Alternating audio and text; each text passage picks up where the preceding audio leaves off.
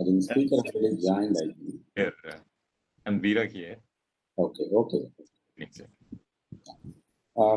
Very good evening, all. Today we are going to have a session on exercise. I think we had an earlier only one session on that topic. And today with us counseling psychologist Taruj Amian from Noida.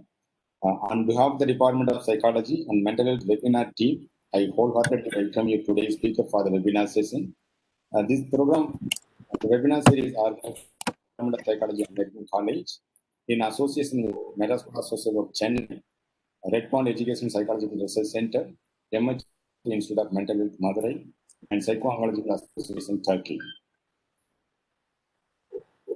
On behalf of these associations and the core team members and the participants over here, I welcome today's speaker, Ms. Tharu, for today's session. Welcome you. And now I request our core team member, Ekta, to introduce the speaker to the audience over here. Ekta, over to you. Thank you, Suresh, sir. It gives me a great pleasure to introduce our speaker today. Our speaker, Mrs. Taruj Amin. Mrs. Taruj Amin has started a yoga center for ladies by the name Yoga for You. She also conducts personality development class for ladies, and along with that, classes for Hatha Yoga, Pilates, aerobics, pranayamas, and meditation. She completed her MA Applied Psychology from Jamia Millia Islamia University, YLC, which is the yoga instructor course from Bangalore, and she also has a Bachelor of Physiotherapy degree from Vijayawada. From Hyderabad, yes. She has also, along with a lot of if you see, there are so many layers to her education as such. She also has some amazing skills in the field of psychology and yoga therapy. So it gives us immense pleasure to welcome the speaker today. Over to you, ma'am, for the session. Thank you so much. It's such a pleasure to be associated with this. And I'm so thrilled to see this so many, such great number of audience over here. There is an audio is breaking. Can you please check from your audio is breaking. Voice is breaking. Audio is breaking? Okay.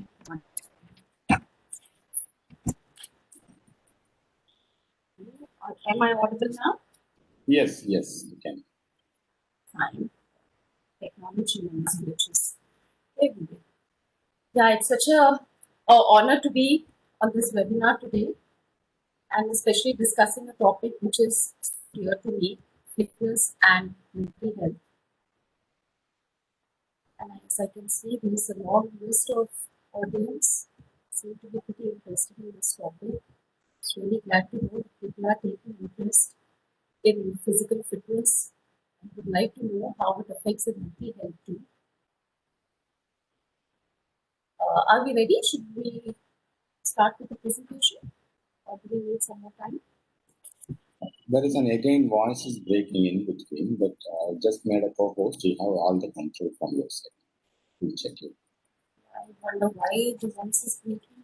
It's quite well connected here.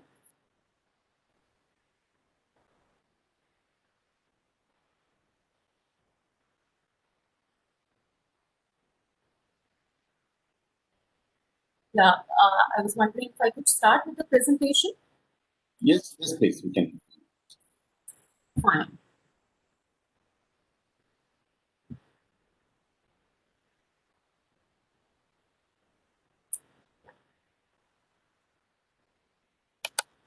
So yes, today we are here to discuss on the topic benefits of exercise on mental health. Now, as we know, we have a particular time for which I am supposed to take this, and we shall possibly take all your questions at the end of the session. So as you can see in this particular slide, I've chosen this particular picture. It shows how workout changes. Excuse me, ma'am.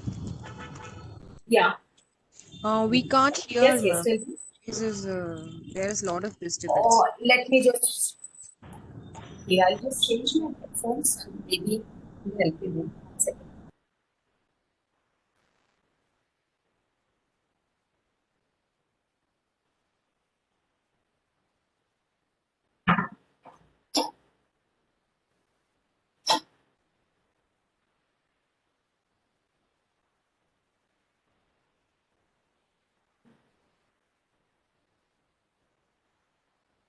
Hello? Am I audible now? No. Yeah, okay. It's much clearer. Why this particular- Fine. Yeah, as I was saying, I have chosen this particular slide, this particular picture in this slide. It shows very clearly how your mind changes, how it is very different before a workout and how it changes after a workout. There's a lot of, I would say, incoherence in your thinking prior to workout, especially those who have not been working out regularly, and they can themselves particularly see the difference once they start workout. So let's not get stuck to this slide. Let's move on to the next one. Yeah, so now we've been talking about mental health. What exactly is mental health? So as we can see, mental health is a state of well-being. Well-being in a sense, how a person can cope with the normal stresses of everyday life. Now we can see these changes in people who have been through certain mental issues like, say, depression, anxiety, those who've been through other kind of mental illnesses. One sees that they're not able to cope with their everyday life, with the small or big stresses of their life. And this is where your mental health definition stresses upon. So when an individual is mentally healthy, that person is able to deal with everyday issues, everyday tensions, be it at home, at work, or other areas of their life. So this is why mental health is particularly important in today's scenario. As we can see, there's so much stress an individual these days is facing. Be it at home, family life is stressful for the person. Be it at workplace, there's so many issues to deal with. So how is it that one can make the mental health stronger? So this working out or including exercise in the daily life is just one aspect, but today we are going to discuss just this one aspect. So hope this is quite clear what exactly mental health means. It means coping with the normal stresses of life, to work productively and fruitfully, and to make contribution to your company. Now again coming to what is exercise. There are various forms of exercise. There's yoga, there's swimming, there's gym training, there's strength training, there's hip training, there's aerobic, anaerobic exercise. Okay, there's a plethora of exercises which one can choose from. But basically, what one needs to do about exercise is not just a physical activity. Here, the definition says it's a physical activity done primarily to improve one's health and physical fitness. Though I would agree to a part of this definition, but there's something more to it which you will get to see in my coming slides. Yeah.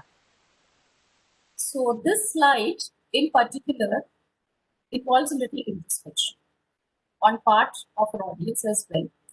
I have included two questions which I would like you to introspect and keep in mind or write it down, which we can discuss at the end of our presentation. I would like each one of you to think what exercises you do in your life. It could be a weekend basis, everyday basis, or maybe a few days a week. So, what exercises are you people particularly doing, and how frequently are you doing? So keep that in mind when we get back to the end of our session. Ma'am, Tarushna, ma'am, sorry to interrupt you. Yes, And yes. we have 14. Voice is feeble. Can you do some alternate? Let Just me check, completely sir. feeble. Yes, yes. Yes, let me just check if I can do this.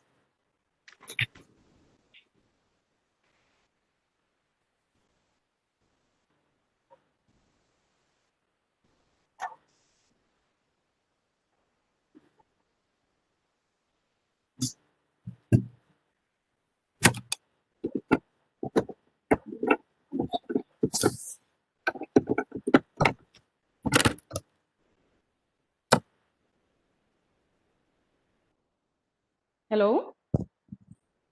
Hello? Yes, Yes, fine. ma'am. Is this audible? It's absolutely fine, ma'am. I had to Yes, borrow my son's headphones for this. They're a little jazzy.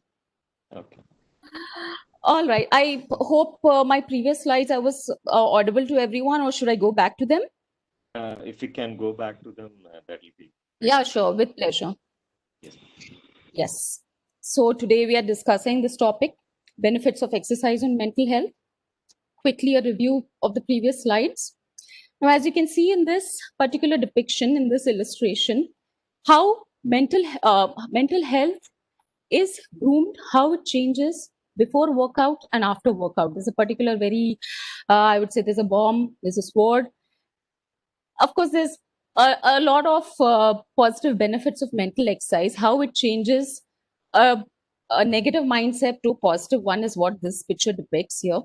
We'll get on to this later. So I was saying, what exactly is mental health? We hear a lot about it, especially these days in this particular scenario of COVID, this corona times, mental health is not well, people are suffering in mental health. What exactly is this?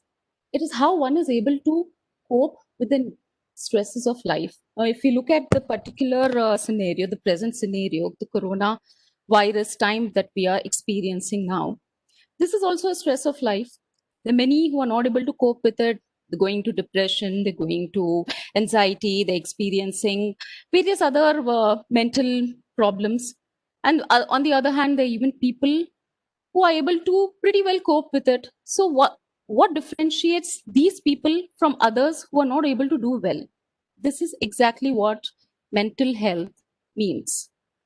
Again, now it is not just for this pandemic time, but mental health applies in your everyday life.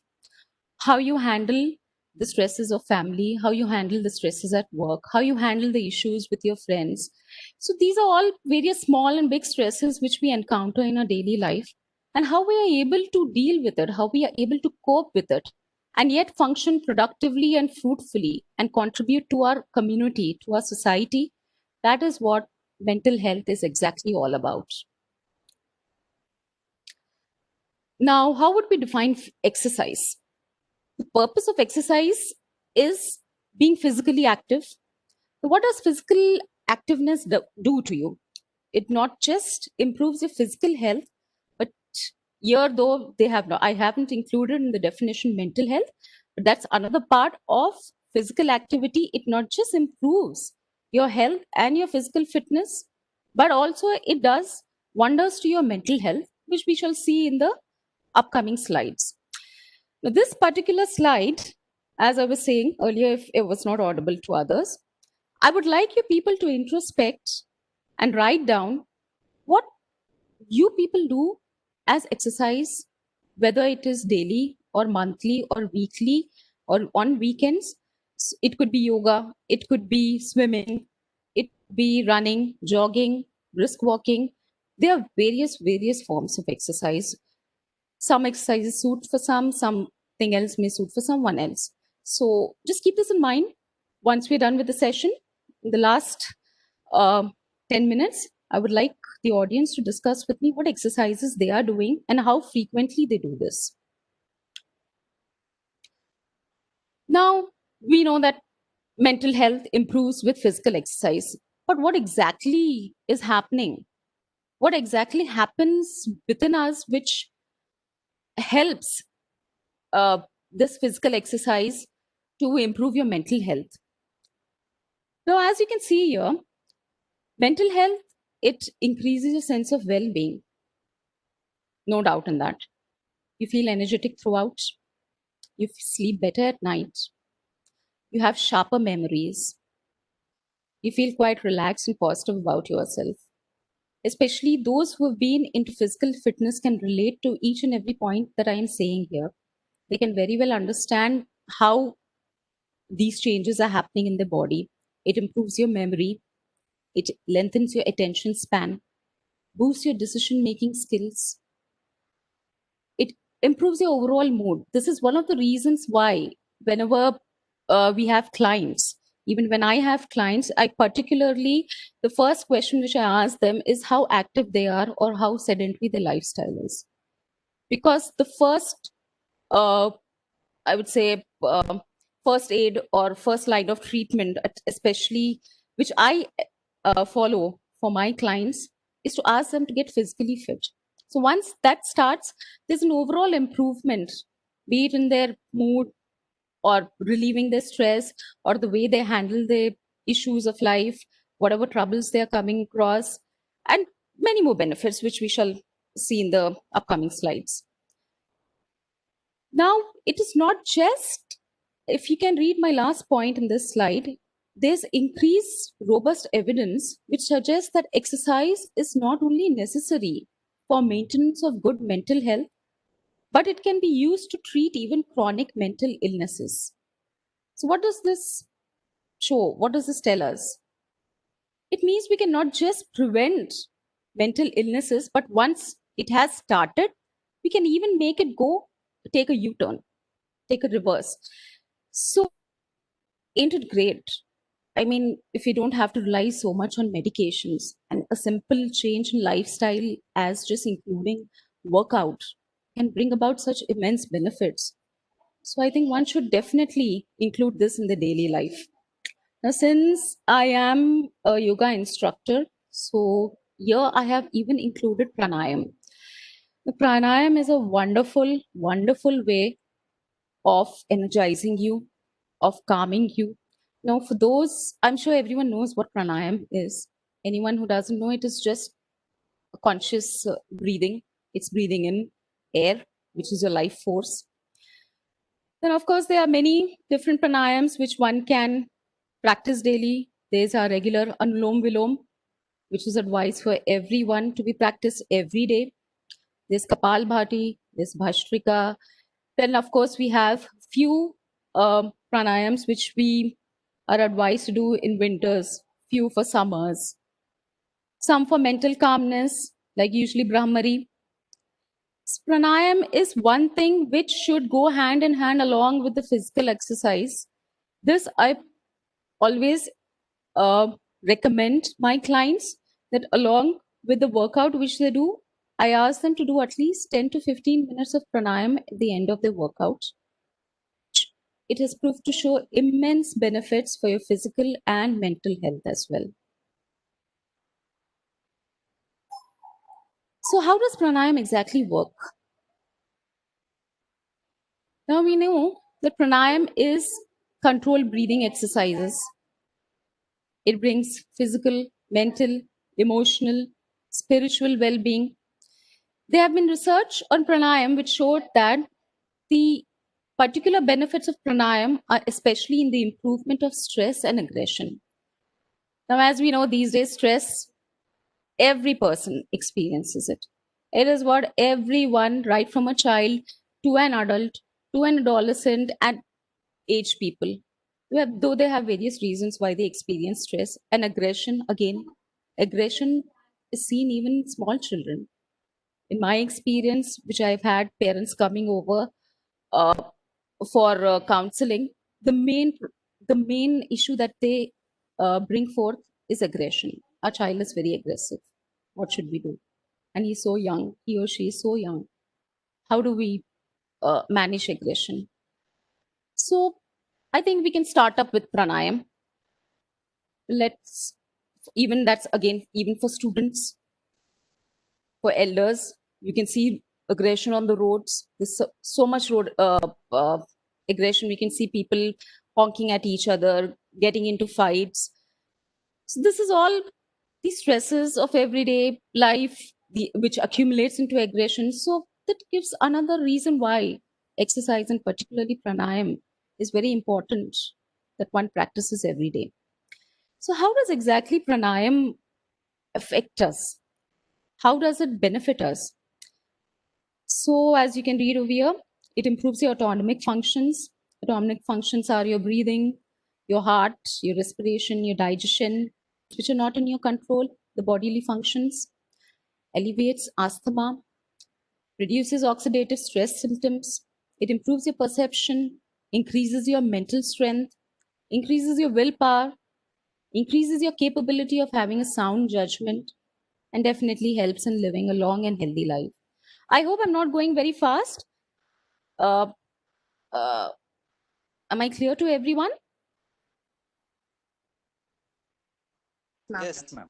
Yeah, fine. Because we have Yes. limited time and I would like to cover everything and most importantly, interact with our lovely audience. That's why I'm just going a little faster on this. Now we would like to understand a little more deeply that why exercise is helpful for us. What exactly it does in our brain that makes it so helpful for us. As you can see in these pictures, you can see the brain activation. The first one, where you're sitting quietly, there's a very small area of the brain which seems to be activated. And the other one, after walking for 20 minutes, you can see there's a major area of the brain which has become activated. So what actually happens? If I have to use a layman term, usually when they're in mental illness, we see that people have a fixed mindset. They're not able to even a simple decision, like especially if you take a depression client, a person is not able to make a simple decision as which biscuit packet to pick, for example. It becomes a huge task for that person. People are not able to resolve simple situations, simple stressful situations. They cannot see through the simple solutions to the problems. This is cognitive inflexibility. And we keep on, a person who's mentally ill, the person keeps on repeating unhelpful behaviors where he's stuck upon, he's not able to break through them and see a alternative solution, which we call cognitive flexibility. So cognitive flexibility is where we look upon a situation, we look upon the various solutions to the problem. We have that flexibility of choosing from a different solution when one solution doesn't work. So this inflexibility is seen in people who are suffering from mental illness. Now, what actually happens is that when we start to work out, it has been shown that it increases our mental flexibility. Now, this would mean that once a person was started to inculcate daily exercise in his life, he's able to better solve through situations which he encounters. He's able to better look into the various solutions for the particular problem and able to choose from which solution is most apt for that problem. Now, the another physiology that occurs within your brain, those who are from psychology background would understand this. There's an area called hippocampus, which is important for storing memories and keeps old and new memories separate and distinct. So it's basically associated with memories. So what actually happens, what was shown in research is that once a person is working out, it results in neurogenesis. Neurogenesis is development and generation of brain tissue, nerve cells. So it is understood that if there are more nerve cells, there's more connections, there's improvement, a healthy brain tissue. So there's better cognitive abilities, there's better understanding, the more your brain power to use the various functions of your brain. So I hope I'm clear, or am I getting very technical over here? I hope my audience is able to understand. If there's any kind of confusion, you can ask me. I can repeat it or maybe take up your questions at the end of the session. So basically, this is what is happening. When you exercise, these are the various changes which occur in the brain, which makes exercise so effective for your mental health. It helps in processing new information. And that's, of course, what we all need. One second, seem to be stuck on the slide. Yeah. Now, the other thing, for those who are not from the psychology background, you can just hear me out. This is a little deeper into the physiology of brain and the chemicals which are released. Just keep an open mind and try to understand what exactly this is. Now, there are various neurotransmitters or neurochemicals in our brain which are released. So each neurochemical has a particular function, and this we see in mental illnesses and anxiety, depression, where we find that there is deficit or an overactivity of a particular neurochemical. So once in exercise, it is seen that these neurochemicals are balanced. There are few which are increased, like serotonin. It helps in elevating your mood. This a lower level of serotonin is responsible for depression. GABA, gamma aminobutyric acid. This is a deficiency of this results in anxiety. So once a person starts to work out, an increase in levels of GABA result in a calmer person. So various we have with other like dopamine, endorphins. So we have heard of these happy hormones, happy chemicals. So what are these happy chemicals? These are these endorphins. One must have heard that if you eat dark chocolate or if you work out, so you start to feel happy and light and relaxed. So this is exactly what happens in your brain. It's there's a increased flow of neurochemicals, which results in a feeling of happiness, a feeling of excitement. It reduces pain. So this gives another reason. This is the process which makes exercise so beneficial for us. So once I have included these slides so that one actually understands what exactly the mechanism is behind exercise and how it is affecting you. So once you have a clearer picture of what exactly is happening in your mind and your body, which makes exercise so effective, it gives you motivation to start working out yourself. Now, taking up particular mental illnesses, depression. Depression, I think almost every second person has experienced depression, mild, moderate, to severe, once in the lifetime. So depression is now estimated to be the leading cause for death in the world. And if I'm not wrong, India is ranks number one in depression. This, I suppose, was in 2019, where they came up with the statistics that India ranks number one in depression. So this makes it even more important to understand how we can combat depression, how we can prevent it, and those who are already experiencing depression, how it can be reversed for them. So studies have shown that exercise can treat mild to moderate depression. And the interesting part being this, it treats depression as effectively as an antidepressant medication, but without the side effects. Now, wouldn't it be so amazing that you don't have to take a medicine and don't have to experience its side effects and just start working out every day? I mean, what could one ask for? So another study has shown that running for 15 minutes or even walking for an hour reduces the risk of major depression by 26%. It also relieves depression symptoms.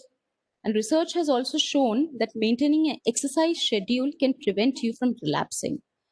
Now, relapse is a huge, huge problem for those who have already been through depression. They're always in this fear. There's somewhere in the back of the mind, there's always this fear that we may have a relapse. We may have to go through it all again. How will we cope with it? So as simple as including a 30-minute to an hour workout a day can help you from relapse. Now, it promotes all kinds of changes in brain. As we discussed, this neuronal growth, this reduced inflammation, there's new activity patterns which promote feelings of calm and well-being. There's, of course, release of endorphins, which we just discussed. So these energize you, these lift up your spirits, and these make you feel good. And also, those of you who know what exactly happens in depression, these people restrict themselves to their homes. They do not like to meet people. They do not like to go out.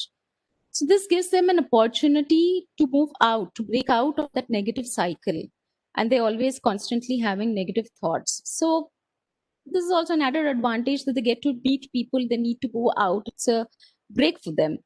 So this is another mechanism how exercise helps in depression. And one must have often come across this, that exercise is the most underrated antidepressant. Most of them don't even know how exercise helps. And in my experience with depressive clients, and also while I was doing internship, so I have seen my seniors suggest even the most severe depressive clients to start working out. That was the first suggestion which they gave them to combat depression. So one can see how important physical exercise gets in treating depression.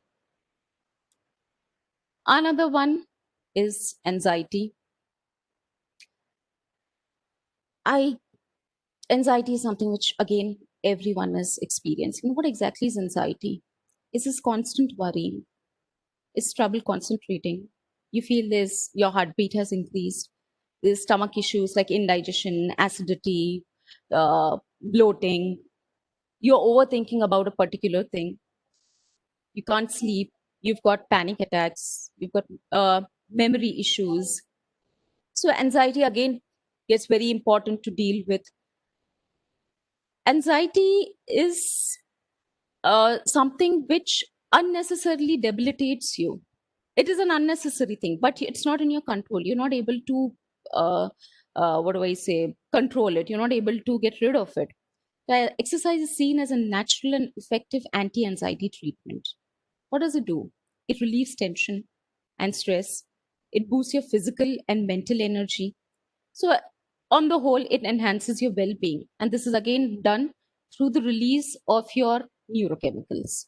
So, that is the mechanism which takes place, the physiological changes through which exercise affects anxiety. Now, in this particular, along with exercise, there's something called mindfulness. I wanted to add this particular element of mindfulness because when I see people working out, especially when they work out in the gym, they're not mindful of what they're doing. They have the music on, or there's loud music playing, or they are generally talking with people, and it's very robotically and very mechanically. They're just working out their body, carrying dumbbells, running around. But if they could just include the mindfulness element, what exactly is mindfulness? Mindfulness is being in the present.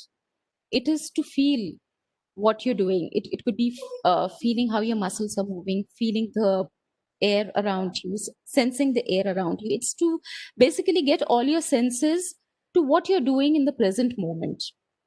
So this enhances the effectiveness of exercise. This is particularly practiced in yoga.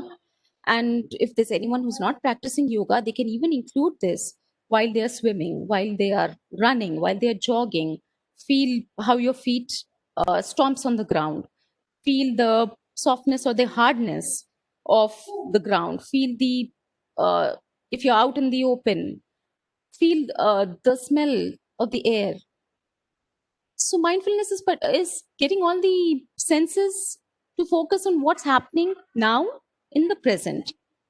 I would really like my audience to give it a thought and incorporate this in your everyday life to see the difference mindfulness brings to your health. Now, the next one is stress. Stress, again, is a common problem which we all face. What is stress? How would you define stress?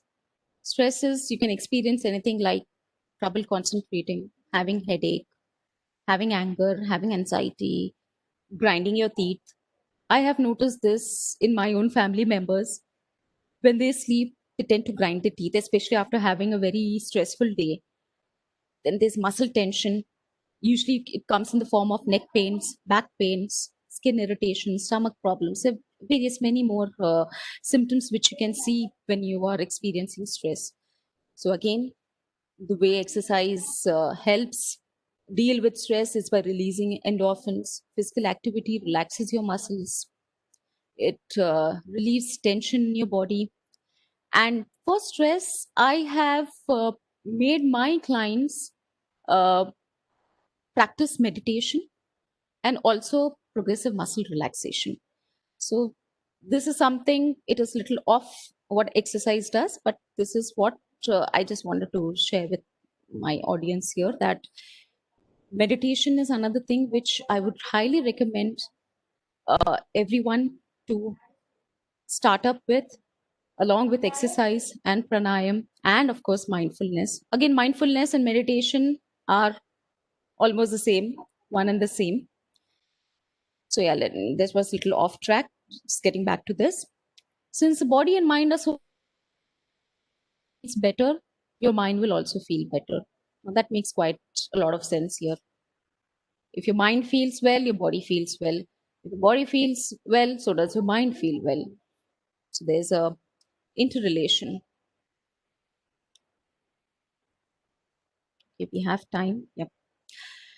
Now, exercise is also shown to be beneficial in ADHD. ADHD is attention deficit or hyperactivity disorder. This is seen in children, where these children show inattentiveness, there's overactivity or impulsivity, or there's a combination of both. So this is since there's not much known about the cause or the treatment for this, exercise could be a very good startup to help such children, and easy and very effective way to reduce the symptoms of ADHD. It helps them improve their mood, their memory, motivation, concentration. Now, well, again, how all this occurs is through increase of the neurochemicals, which again which affects the focus and attention. And if you can see this last line in the slide, it's very interesting that exercise works in much the same way as ADHD medications, such as Ritalin and Adderall. Now, this again, we had seen also for depression that works as well as antidepressant drugs. This gives an additional point for why we need to include exercise also for the children.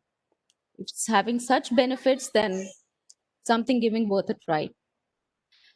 Now, though there's an endless list of mental illnesses that exercise has has proven to be beneficial for it, but I have included just a few, and one being PTSD and trauma. And what is PTSD? It's post-traumatic stress disorder. So what actually happens? So once a person has been through some intense stress situation, an intense trauma, a person tends to show signs and symptoms of PTSD. Now, what exactly are these signs and symptoms? These are efforts to avoid thoughts. What happens is in these people, they are so affected by the trauma that they cannot forget the trauma itself. They have recurrent thoughts of that trauma, and it makes it so difficult for them to carry on with the everyday life that they tend to have difficulty with the sleep. There's irritability, there's outbursts of anger, hypervigilance, there's poor memory, there's anhedonia, they lose pleasure in everyday activities of life, they feel detached, they feel flat. Feel flat is just a way of saying that they tend to not have emotions, there's poor memory, they tend to get recurrent flashbacks of that trauma which they experienced. So it becomes very disturbing and highly difficult for them to carry on with their day-to-day activities of life. So evidence suggests that by focusing on your body and how it feels as you exercise, this is again mindfulness, you can actually help your nervous system become unstuck. So when you're playing the same thing in your mind again and again, you're stuck in the same intrusive thoughts. You have to break through that pattern. You have to break through that cycle. You have to come out of it and begin to move out of the immobilization stress response that characterizes PTSD or trauma. So instead of allowing your mind to wander, pay close attention to the physical sensations in your joints and muscles. Now, this is what exactly I was talking is what mindfulness is. You're supposed to pay attention to your physical sensations, which are occurring in your joints, your muscles, even the insides of your body. Once you start to focus on your body, you can actually feel, and you can actually hear the light heartbeat. You can actually feel the digestion happening inside. So that takes a little bit of practice, but we can start somewhere. Exercises that involve cross movement. Cross movement is engaging both your arms and legs, uh, walking in the sand, running, swimming, weight training, dancing. So these are some of your best choices which you can include as exercise. Outdoor activities like hiking, sailing, mountain biking, rock climbing, etc., etc. These have shown to reduce the symptoms. What we see in all these mental health illnesses is moving out. Exercise firstly helps you break from the negative thought cycle and the environment where you stay stuck. It helps you move out of it. And the next, it helps increase the neurochemicals in your mind, which then take its own course to improve your condition. So yeah, that's about that. Now, we've been talking so much about exercise. You're supposed to do exercise, you're supposed to work out, but how much? How much? You can work out for an entire day, you can work out for 2 3 hours. But what have studies shown? Studies have shown that even 30 minutes of moderate exercise, which is done even 5 times a week, is absolutely sufficient. Now, this again, if you can see, it is so easy that it can be broken down into a 2 15-minute interval, or you can break it down into 10 minutes, 10 minutes, 10 minutes, make it 3 sessions. Now, it is so simple and it's so easy for you to at least give 30 minutes 5 times a week. I mean, we owe ourselves at least so much. Now, what does moderate means? We, if you go out, if you go to the gym, so if you go, if you're working under a trainer, you can see that there are various forms of exercise, some which are very severe, which usually are advisable for athletes, some which are quite mild, which usually are made to do for people who are old or those who are just recovering from any physical injury. But what we are looking here is moderate for mental health. The moderate is something where you can breathe a little heavier than normal, but you're not out of breath. Like if you're able to talk with your partner, if you're able to chat, so that comes moderate. But it shouldn't. But if you're not able to, but not easily sing a song. I hope I'm understood here as to what moderate means. It means that when you're working out, your body feels warm, but it's not overheated or very sweaty. Now, to this, I would like to add that we've been going through all this exercise and what exactly happens. So there's one very interesting thing. What exactly exercise does is it activates your sympathetic nervous system. So I don't have anything in particular against those going to the gym, but this is something which I want to reach out to people who are doing gym regularly. So once you set into the workout, you are working, you're running, you're lifting weights.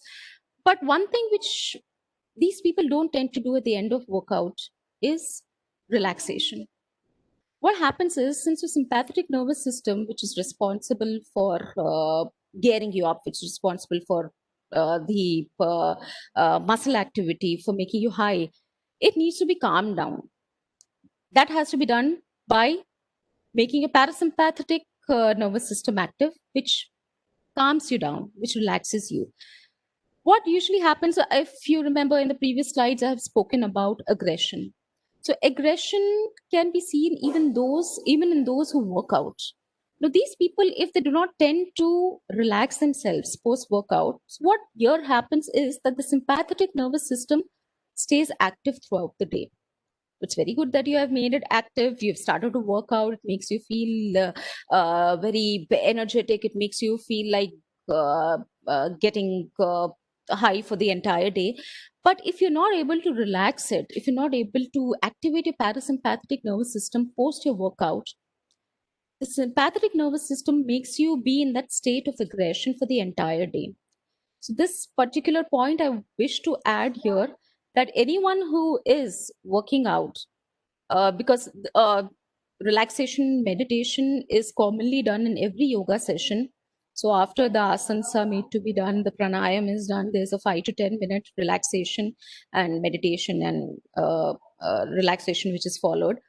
But those of you who are working out otherwise, I would really like you to start practicing a 5-10 minute relaxation post your workout. This helps you calm down. This helps activate your parasympathetic nervous system, which helps you keep cool and calm. Now, for those of you who cannot find time to work out 5 times a week, what can you do? A recent study in UK has shown that people who squeeze their exercise routines into 1 or 2 sessions during the weekend, even they experience almost as many health benefits as those who work out more often. So it's wonderful if you can work out at least 2 days in the weekend.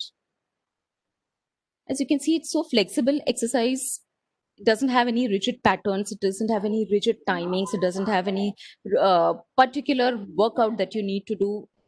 It's you, whatever goes well with you. You can just start doing that. We come to the last slide. So it doesn't have to be difficult. As I was saying, how much, how hard, how often. You're clear with everything. You just have to make it easy for you. Just start getting. Oh, there's one thing in the previous slide. As you can see in this, how much time to work out? Even 5 to 10 minute workout is good. Now, this is for those who are extremely busy, who just cannot find even 30 minutes or maybe weekends to work out. At least I would request them, please start with 5 or 10 minutes. I'm sure you'll feel so good that you would increase the timing and you would love to, and somehow you will manage definitely to increase the time and also the number of days that you begin to work out. So yeah, I'm quite sorry if I've rushed through the slides because I wish to cover up everything. Though I tried to make it as comprehensive and small as I could, this topic in itself is very vast and there's so much. And as I said, I'm quite enthusiastic about fitness and mental health. So I was just wanting to add more and more to this. But because of time restriction, here we are. And we have exact 10 minutes to take your questions. Yep. So can we have the audience? Anyone who would like to interact? I would request if you could, anyone who wants to ask, they can ask me a question. Oh, thank you. Yes, ma'am. As you said, like, it's a vast. I'm actually Veera from the core team. So as you said, like, vast, topic, and time, yes, you outlined it well, and it was a wonderful session. I request a participant. The forum is open for question and answer. Kindly unmute yourself, and you can ask the question, or you can put it in the chat box. I'm glad that I'm getting reviews. Yes, ma'am. Yes, ma'am. Go ahead. Okay, one second. Meanwhile, there are many appreciation, things in the chat box. Your appreciation would be that you promise that you start working out. I would take that as an appreciation. I would love my audience if I have been able to influence them in any way. If you can just promise me that you would start at least 5 to 10 minutes workout every day. So that would be something which would be very appreciated. Excuse me, ma'am. Yeah. Ma'am, so as you said, any kind of physical activity like yoga or be it calisthenics or any kind of exercise we should do. Yes. Right? Correct. So, ma'am, what about the women who work in who work as housewives? So, like they are physically active. Yes, and their yes, definitely. physical activity is very much, higher. So, will it be counted as exercise? Or like, is it enough? Yes. They also, start exercising. That is my question. Oh, yes.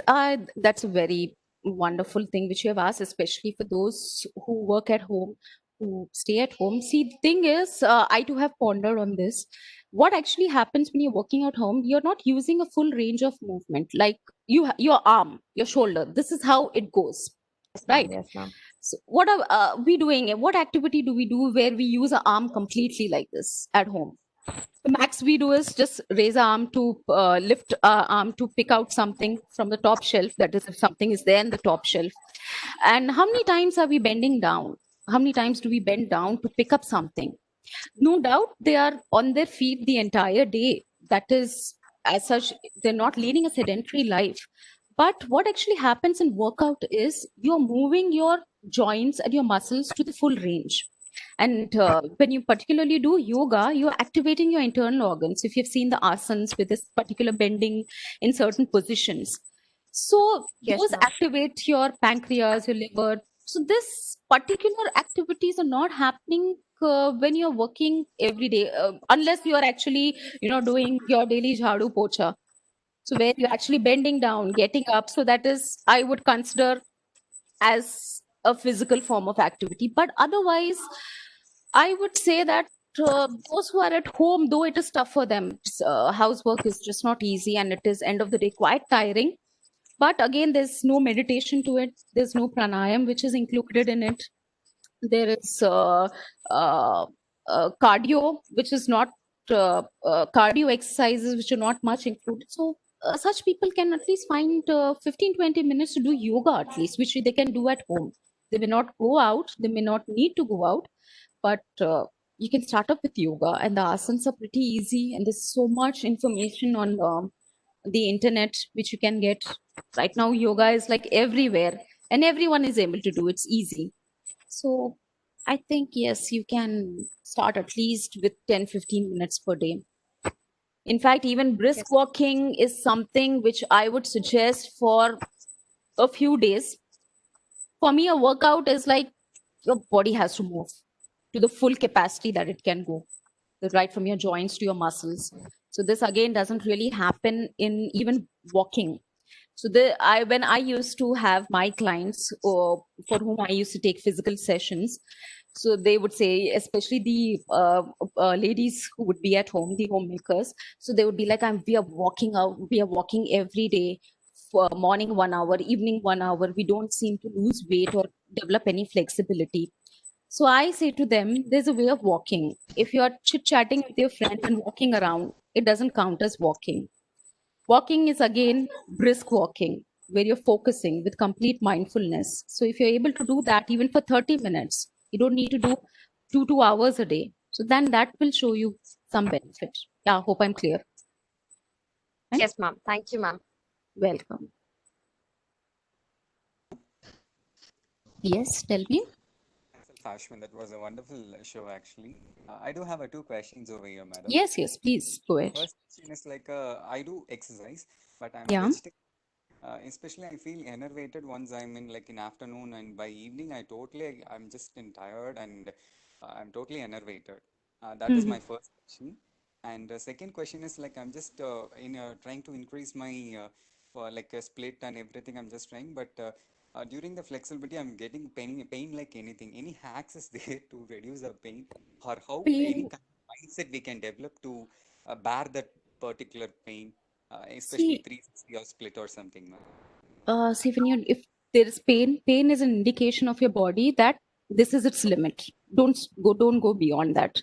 So even when in my sessions, I say this: there are people who are extremely flexible and they are quite heavy.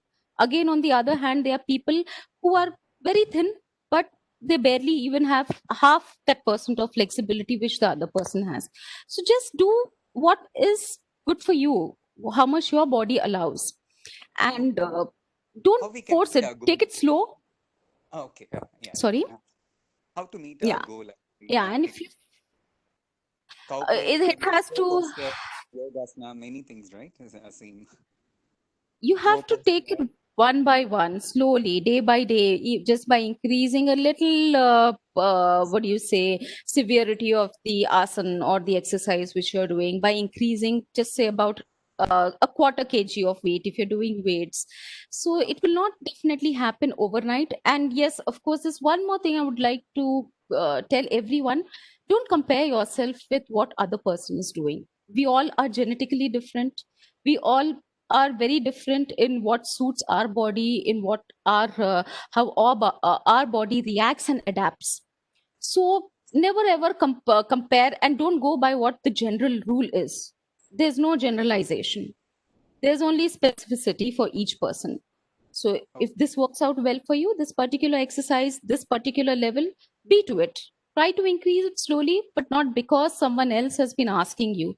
Especially this happens a lot outside with the gym instructors. I am really sorry if there's any gym instructor here or if I'm regularly saying this, but they tend to push their clients. And that is the reason why we have so many injuries happening with people who are regularly using the gym. I had one person who developed tennis elbow just because she was made to do too much by her instructor. Until now, she's suffering from that. She has to take regular physiotherapy for it. So don't push yourselves. Food, Stick ma'am, it for slow. actually? Sorry? How about the food for vegetarians, ma'am, in case we are doing exercise or something for Yeah. maintaining what kind of food we can take? See, can take? again, food intake, of course, we know that we have to increase our proteins. Now, proteins vegetarians can get. If you know soya is called poor man's meat. It is as good as meat which non-vegetarians have. There's paneer, there's curd, there's sprouts. There's so much that you can eat. And yes, diet will also form a huge topic, a vast topic. But to make it very small, don't deprive yourself of any food. Those who want to work out and those who want to exercise and want to lose weight, moderation is the key to achieve your goals. Great. Don't deprive yourself of the natural food that we have. This is something which I tell everyone. I'm someone who's a huge foodie. I don't deprive myself of any food. And I'm not someone into regular 7 days workout a day, 7 days workout a week. But what I suggest to others is take your limited portions of carbs, rice, chapatis. Just be sure that you are eating healthy and having it in moderation. And yes, of course, stay away from junk, stay away from packaged foods. Yep. Great. Yes. Yes. The one more question from Yes. What would be the right time to do exercise? I mean, what she meant to ask. Like, yeah. I was expecting this question. I was. Yeah. Tell me. I was expecting. Is that yes. Fine to do before sleep. Fine to do at night.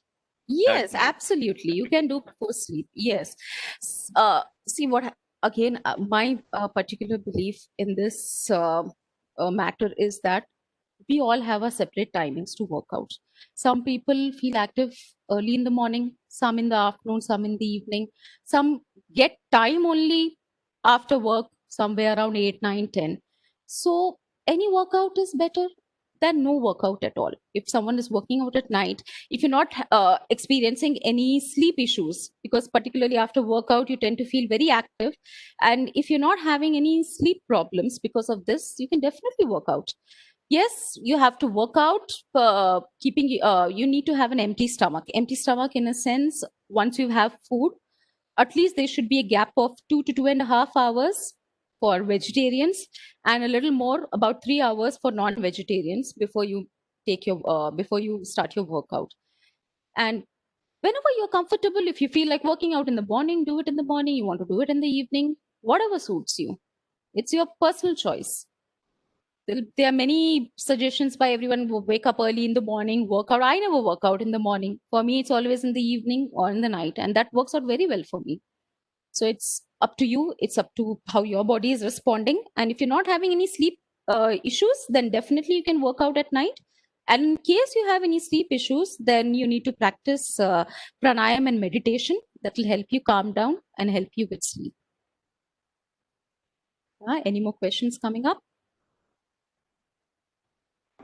I'll just add Yes. So can everyone hear me? Yeah, it was a well-handled session. A lot of questions have answered to the point. I guess that's what we all wanted to hear. You know, the kind of notions that we've had.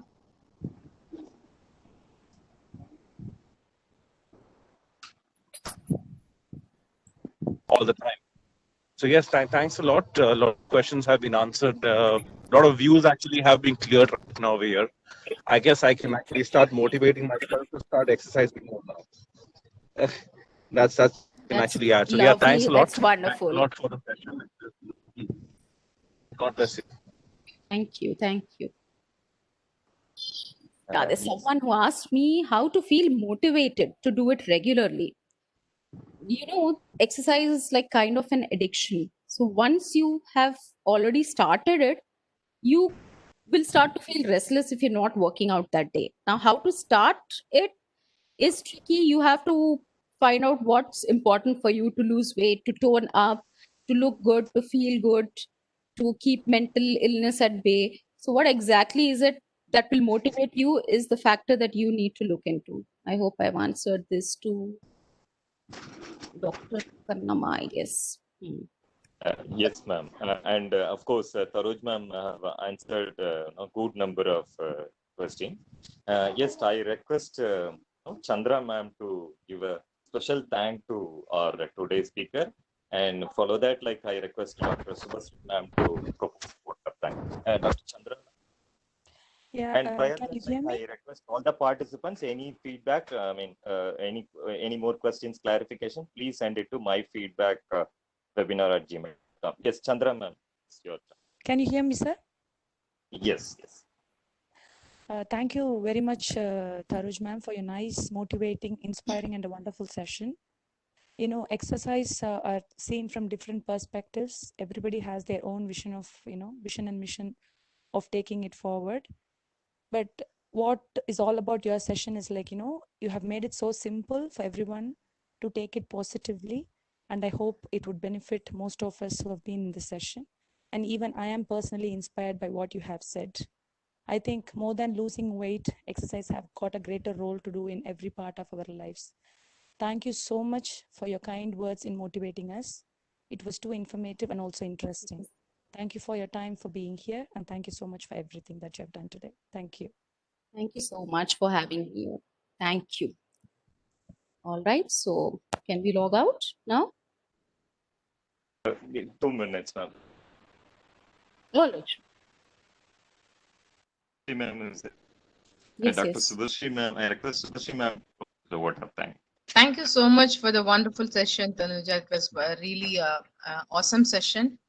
And we record the gratitude from the Department of Psychology, Madurai American College, and the associates like Madras School of Social Work, and also MS Challamuthu Rehabilitation Trust, Madurai, and Red Pond Academy Research, and as well as the other associates along with us. Thank you so much for the wonderful session you rendered, and we hope to have another session with you. Thank you. Oh, definitely. It's my pleasure.